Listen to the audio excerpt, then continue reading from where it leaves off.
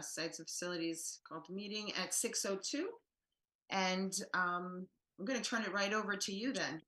Okay, thank Frank. you. So we have a pretty busy agenda tonight. There's two items, kind of two and a half items in public session, and then we're going to jump into executive briefly to talk about some school security items, and then we'll break back out to adjourn.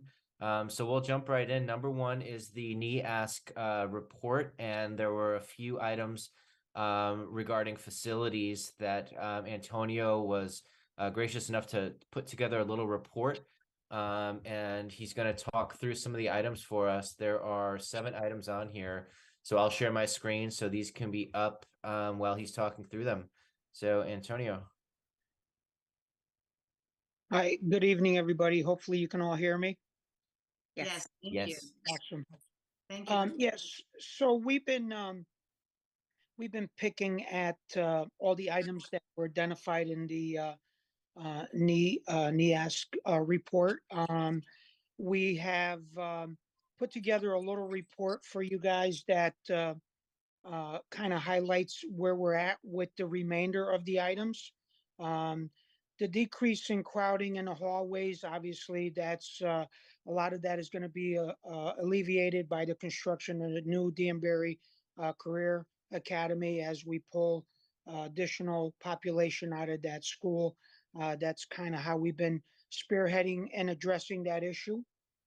Item number 2 was a discussion regarding elevators. All of our elevators have now been updated. They have brand new technology in them. They've all been tied into the emergency management system for the school. So that work was done last year, I believe, the end of the summer last year. The Danbury High School science labs, we actually had a good kickoff meeting today with not only BOE administration, but several staff from the Danbury High School. And we're well on our way to getting that project designed. What you're going to see in the next several weeks, probably the next 4 weeks, is there'll be what we call an academic spec or an educational spec that you guys are accustomed to reviewing and approving. So we're working with, sorry about that. We're working with the high school to gather all of their educational needs pertaining to the Danbury High School Science Lab renovation. We have a deadline on June 30th to actually submit an application to the state for reimbursement on that project. And we totally plan on being able to hit that target based on today's schedule. So I apologize, my phone is blowing up. So Mike, Sean Hanley's trying to get on the meeting. I don't know if you, I'll I don't know send if you an see invite. him. Okay. Yeah, it's him blowing my phone up. And he, he might not need to be on the meeting, but I just thought that if for some reason that I couldn't make this meeting, he could cover for me. So if he could get in, he could. If not, don't worry about it. Okay. So the Danbury High School Science Lab is a pretty large project.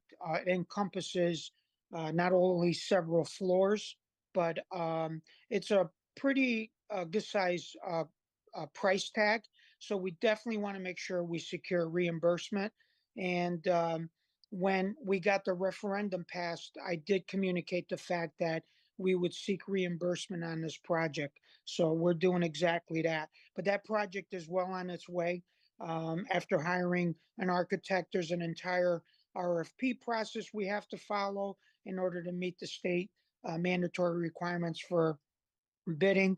So we're well on our way to doing that. And I think everybody's pretty excited about that. This is a long time coming project. The other item that was pulled out of this report was the health services improvement. That's basically the nurses area. So we had put together a plan that we thought would address the concerns identified in that report. And we were willing to, actually, we had pulled a purchase order to try to get that project executed during the break that we had. Um, but we realized that some of the staff in the nurses area had sort of some other thoughts on how to resolve some of the issues that they have in there. So we did come up with an alternative plan that will be eventually approved. I do need to get the Board of Ed to approve it because in my opinion, doesn't really specifically address the report. But again, I take my direction from the Board of Ed. If you guys feel this is what we need to do, then I'll move forward with that project. So as soon as those drawings are approved, it is scheduled for us to execute that project this summer as soon as the kids are out of school. Um, Moving on to item number 5, we are starting with the bathroom renovations, and this is going to be a multi-year process, but um, it wasn't specifically identified which bathrooms needed to be updated in the report.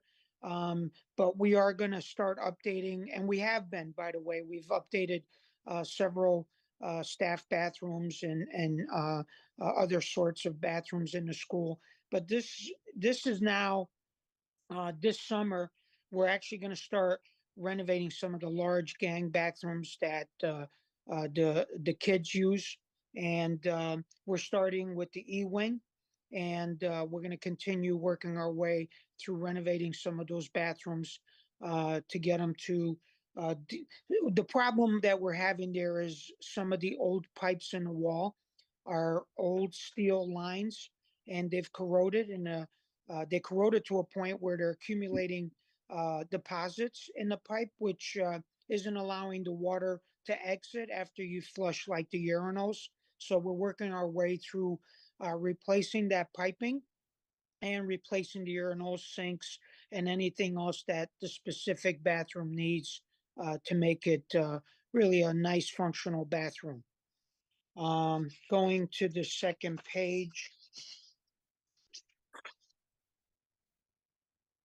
So we have a significant issue in the school with the steam pipe that runs through the entire tunnel system underneath the floors of the high school.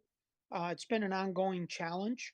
And although we have been pretty good at identifying some of the leaks, which ultimately take our heating system down, our goal is to try to do a survey this summer where um, we remove some of the asbestos that's in these tunnels, gain access to the pipe, and evaluate the integrity of the existing piping system so we can put together a capital project that replaces this pipe where it needs to be replaced. Um, this is a huge undertaking because all of the work is in a confined space environment, which means confined space means you have to really have a lot of criteria that you need to meet regarding OSHA for entry. And this is really for our workers. It isn't so much for students. These kids should not be in those tunnels, and I don't think they're in there. But it does create a huge challenge for us to work in there. But we realize it has to be done. And the best way to move forward on this is actually getting an assessment of this piping system. Um, Item number 7 is an HVAC study. We are going to conduct a study of our HVAC system, determine what units, what systems, what potential ductwork, dampers need to be replaced. And this is in an effort to create the next project that we would be executing via securing some monies either through a bond or through a referendum vote. Um, so both of these items are really spearheading a future project that we would need to sort of better secure heating, ventilating, and the limited air conditioning that we have in the building. Um, so we're working through several of these items. Obviously, if anybody has seen the report, you'll see the report is substantial. I'm just highlighting some of the facility issues, but the report also had a significant amount of comments pertaining to academics, the way the high school is administrating some of their programs. So we're working together to really put our best foot forward and show progress uh, for this report.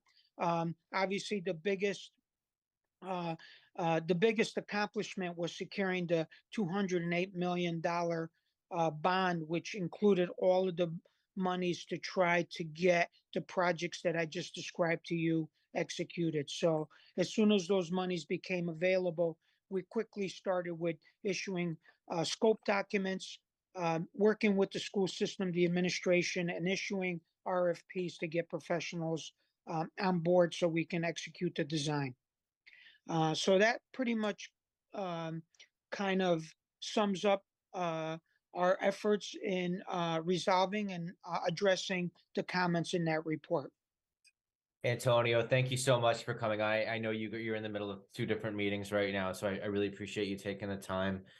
I can address some of the other things we talked about today, just give a little bit more description to the science labs and all that. So if you've got to run, I can keep talking to that. So Yeah, Mike, you were really intricately part of that meeting today, and I'm sure you can provide some good updates on those efforts moving forward. And we're also going to be kind of moving forward with some other projects that we're dealing with. We have an elevator project at Town, so we've identified and put together a scope document for that. We're going to be soliciting architectural services to get that work done.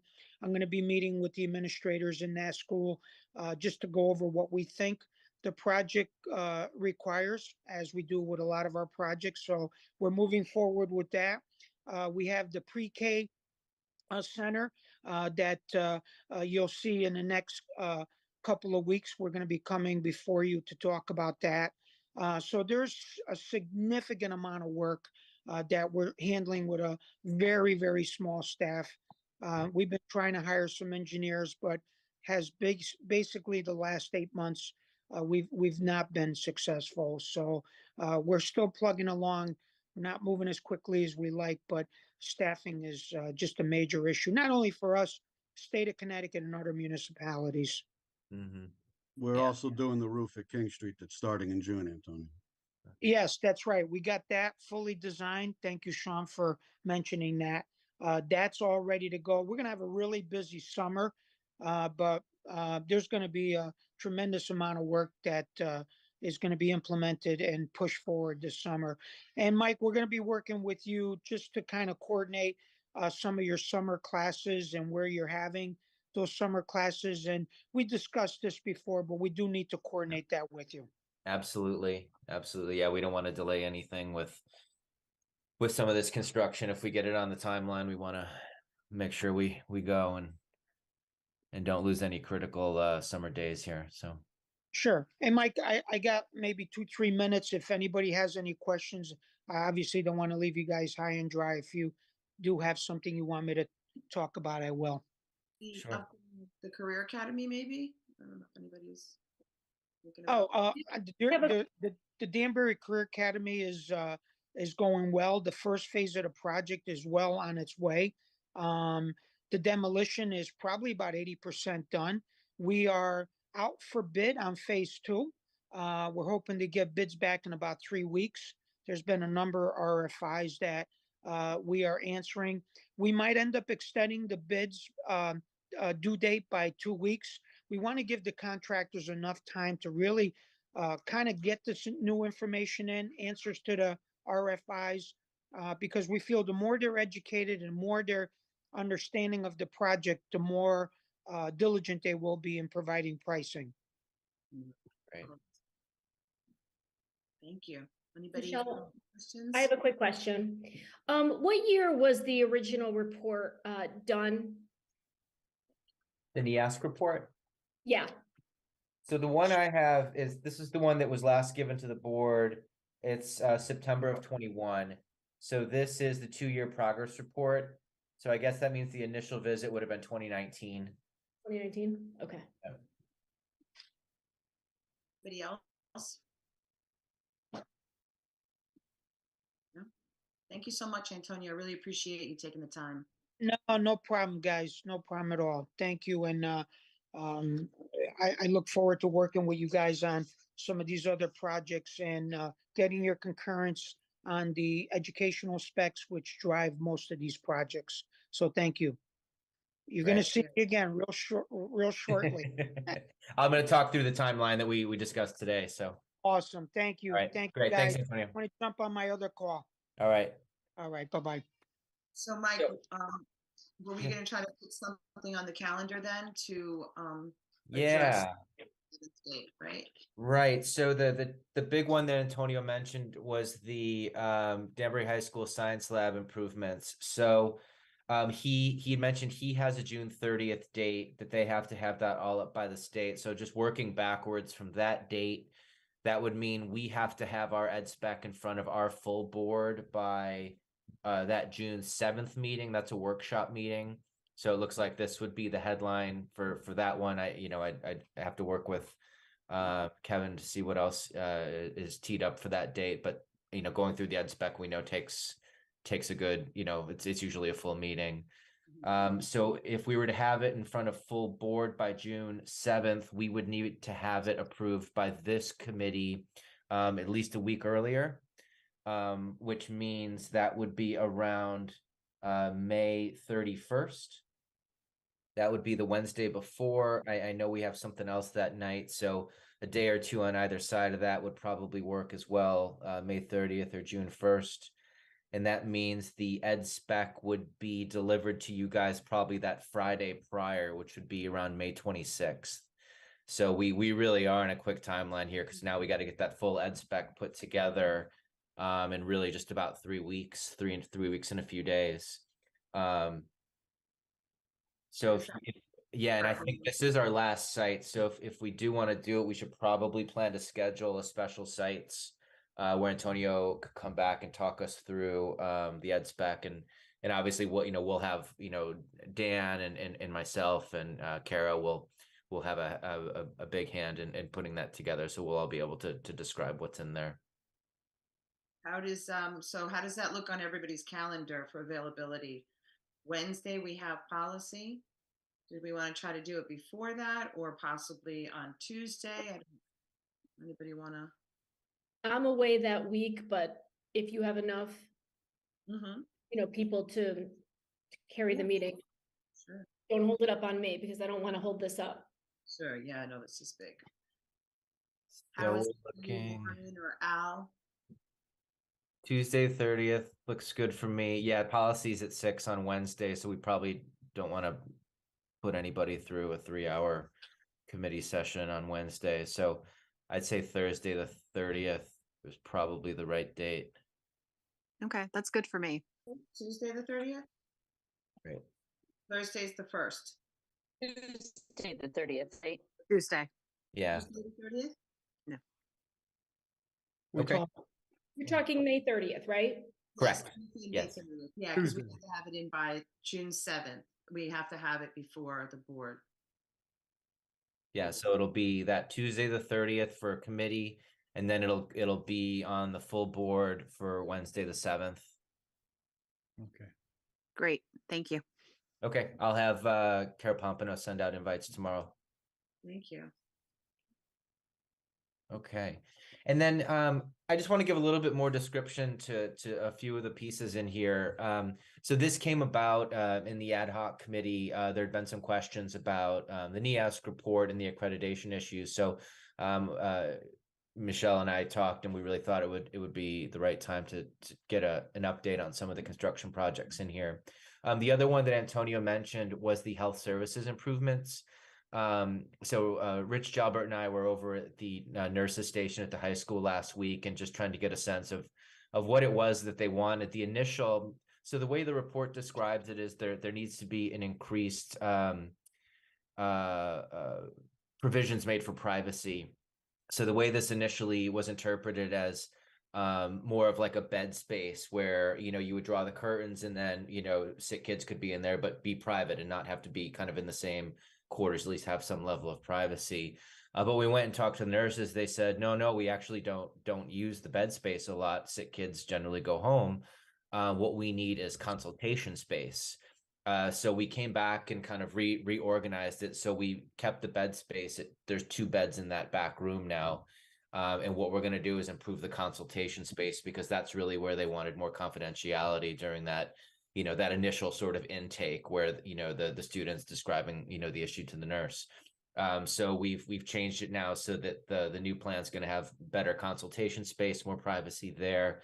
And then there'll still be the 2 beds in back if kids do need to use them, but generally those beds aren't getting used. So it's now putting a premium on that consultation space in that sort of middle third. I don't know if everybody knows how that nurses station is set up, but that middle section it'll be opened up. That hallway is kind of a waste of space when you walk in. There's that long hallway that goes down to the right. Going to eliminate that hallway, I think. These are again the sort of provisional plans. And just sort of open up that space, create more room for the consultation and you know, for the nurses to talk to the students. So that's the plan on that one. And Right, how are you creating that privacy through like actual partitions or like? yeah, there's some discussion now about whether it's going to be a sort of, you know, just a partition or like a 3/4 wall or a half wall or something, but the architect's figuring something out with that. So the plans are still getting finalized. All right. Can I ask one more question? When Sure. are you expecting those drawings to be completed? I would imagine within the next month or 2. We're getting real close on it. Yeah, the city says they're gonna complete this one during the summer. So yeah, the final plans should be ready in the next few weeks.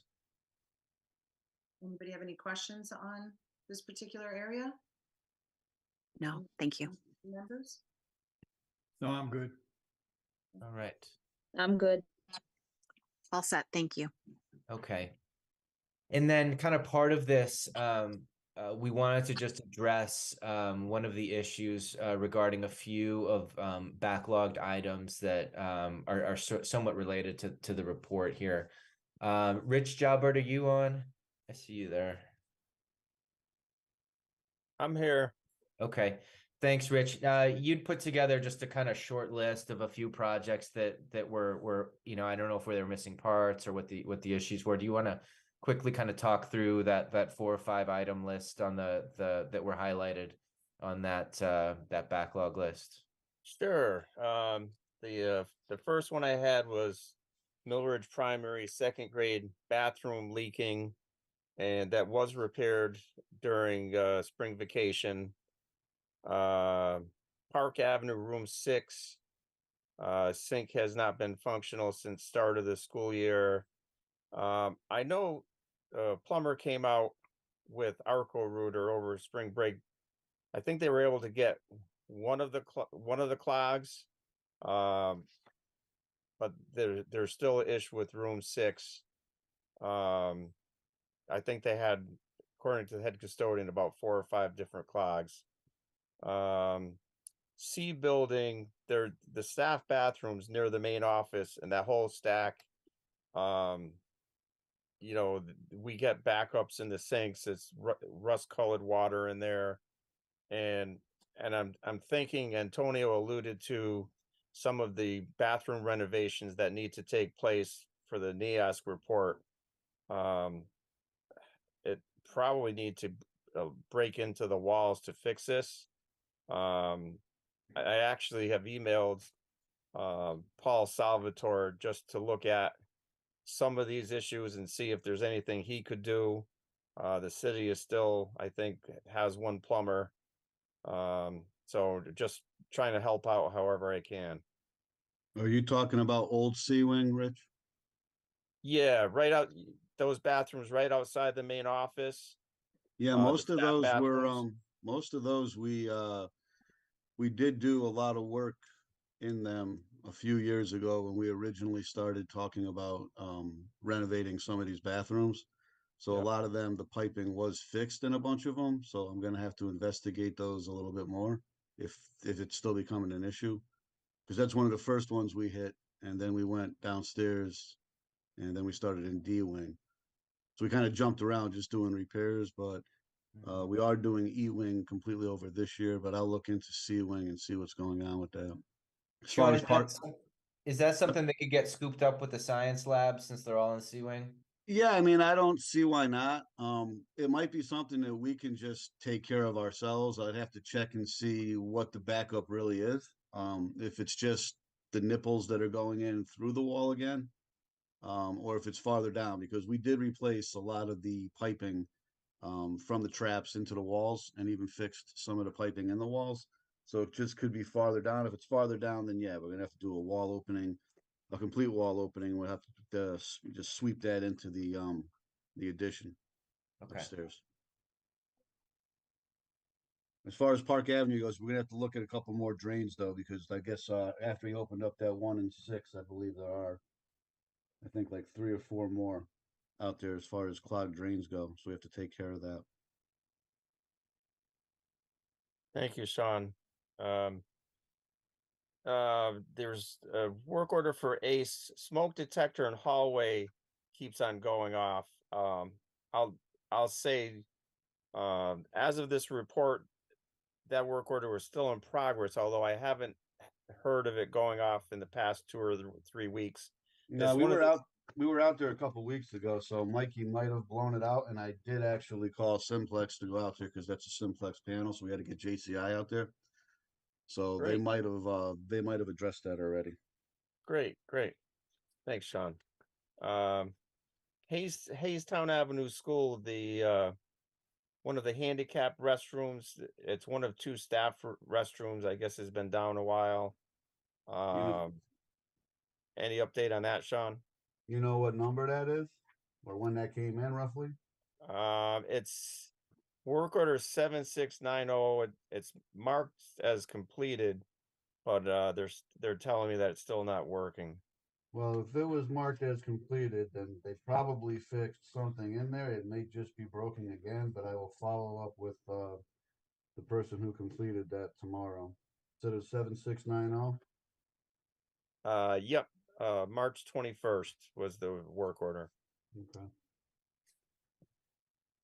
And then, Rich, I don't know if you know the answer to this. After the board meeting last week, we had a teacher from Rogers Park come in and talk about the water in the science area. It's been turned off all winter. I guess the pipes freeze. So they turn it off in the winter and then it gets turned back on as soon as it warms up, but it hadn't been turned on yet. And I guess she does a lot of biology projects that use, plants, water and stuff like that. And I talked to Brian. I know it's a little complicated to get it turned back on. Do you know if that was successful? I think we turned that on last week. I'll check with Bill. He had the work order to go do that. Okay. Thank you, Sean. Yeah, we got to shut that down because of an outside wall. It's either that or we wash the floors for you in the winter. Right. It's just the way that it is where the wind blows. It blows on that outside wall that goes up high. Yeah. And it just freezes everything. We've had an issue with that for years. We've tried a bunch of different things to try to remedy it, but the easiest thing was just shutting them off, unfortunately. So Okay. until we figure out something else or get some insulation in that block wall, it's going to continue to be an issue. Sean, is that something that we could allow the custodian to do just as soon as it warms up? Yeah, I mean, I don't see an issue with that. I mean, you got to get up on a ladder and get in the ceiling. I don't know if they're going to like that. I know they don't like ladders sometimes. So, depending on what kind of valve it is, if it's ball valves, not a big deal. If it's a gate valve, I'd rather have them not touch it just for the fact that they could snap it and leave the key inside, and then we have a bigger issue. So, Okay. All right. but We we'll can just talk put it more on about I'll just put it on a PM so that, when I start opening up buildings, we'll just start like outdoor buildings. We'll start doing that. So I'll just put that on the April PMs and that should take care of the issue. Great. Is March too early? Well, it would have been this March. I mean, Yeah. it's just, you get these cold blasts. I mean, it depends on how cold it gets and dips down, I mean, here it is May. I mean, usually I have my air conditioning on everywhere. I'm just turning it on at the schools in at Beaver Brook. So you guys, the heat's down or going down now, but Mhm. If I had the heat off totally in a bunch of places, there'd be a lot of complaining because of the fact that it's, 40 degrees out in the morning. So Right. Okay. This is a really tough time of year with the heating. We were getting complaints about rooms being too high, and at the ACS meeting, somebody pointed out that it was 96 degrees during April vacation, but we've hit 35, 36 degrees overnight a few nights in the past few weeks too. So we try to monitor on the controls as best as we can. We adjust the outside set point. For instance, Beaver Brook was getting hot today, so we just adjusted the outside set point down from 60 to 50, so the boiler wouldn't come on unless it got below 50 degrees. Mhm. All right. How are we doing on the recalibrating? I know we had some HVAC issues on, being able to maintain the temperature, not just, how are we doing on that? I know that we were kind of updating or addressing certain areas. When Lauren and I went, I think there was an incident where that was an issue, one of the schools. Any complaints on that, on being able to maintain the heat or the a temperature, an even temperature in the space? Or is that we're not having any issues like that right now? We were actually getting at our last ACS meeting, we were getting some feedback on the I'll call them the inner classrooms at Broadview Middle School. There's no windows in the classroom, and they're relying on the thermostat and the heat. But going back to what I said about the temperature getting down to 35, so when the temperature is 35 overnight, the boiler's running all night long, and then when it does go off on outside air, those pipes in the rooms are still hot, so it takes a while for the rooms to cool down. So it makes this time of year very challenging to keep the room a consistent temperature. What about, isn't there an art class with some sinks also that are turned off other than just the science lab, and they also drain, like they get clogged, something with clay? Clay traps. Yeah. I know that was also brought up earlier. Rich, wasn't that we had, that was in, was that capital or was that one of our budget projects for this year? I don't recall which list it was on. Which school was that? It was the clay traps. I think it was all the schools, right? Oh, well, I think Danbury High School, I'll say 2 years ago, we purchased a bunch of new clay traps, and Sean's guys installed them, and we've been keeping up on the maintenance. So I'm not aware of any issues at Danbury High School. I'll have to look at the other schools.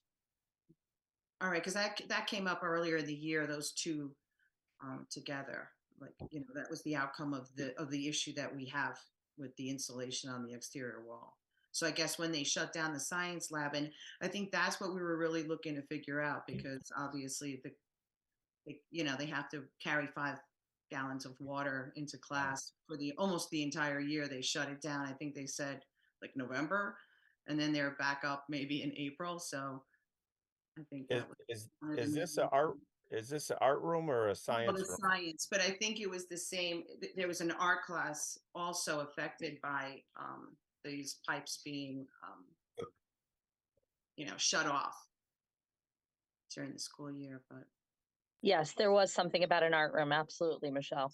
yeah, I recall. I think it was one of the middle schools because we hadn't visited the high school.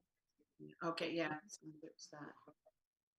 I There will was follow one, up but with maybe it was when you mentioned earlier where you were talking about, draining issues at Park Avenue. You had mentioned 3 or 4 more. I don't know. I will have to follow up with that, and if it is a clay trap, my guys should be able to clean it out, and take care of that. So I'll have to follow up with that.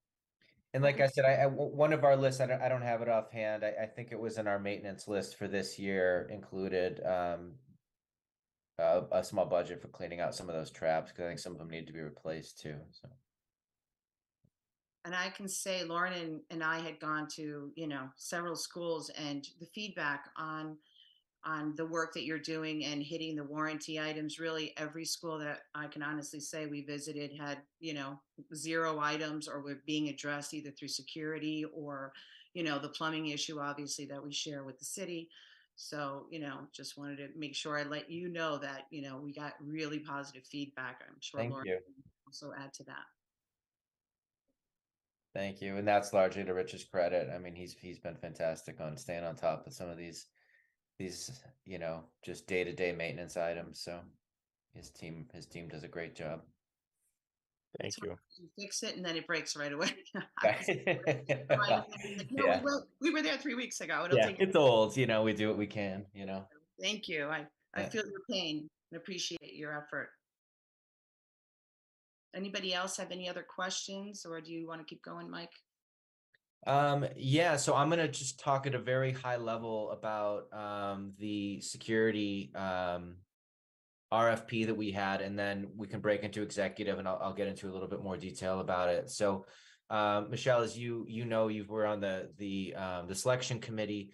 We had a public RFP that went out back a couple months ago for an emergency operational response system, and it's really was looking for a technology that would really coordinate a whole number of features, everything from panic buttons and this kind of thing, emergency alerts to police and fire. So we had 4 really high quality responses to that RFP. And then in February, we had a day where they all came in and they all pitched and, did live demos of their products. And then we all went back and discussed it, talk through the features that we liked. It was a really well-rounded committee. I thought it had people from the police department, emergency operations at the city, some teachers, assistant principals. Dan was there, making sure, it would make sense for the high school. And then, people from our IT department, because these systems all have to tie into, our existing systems.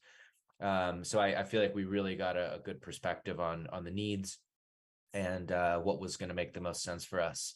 So I can talk a little bit more about that selection process, but I can say that we have gotten down to what we believe is going to be our finalist. We're working through some questions now on contracts, just some really kind of technical issues about payment and just the way, the systems work and a lot of the minutia of a contract. So, but we're at that point, and we fully hope to be making an announcement probably within the next 2 weeks, officially awarding the RFP. So that's exciting.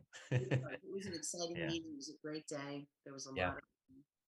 a lot of great points of made by so many different people on security and how to know where everybody is at a given Right. moment.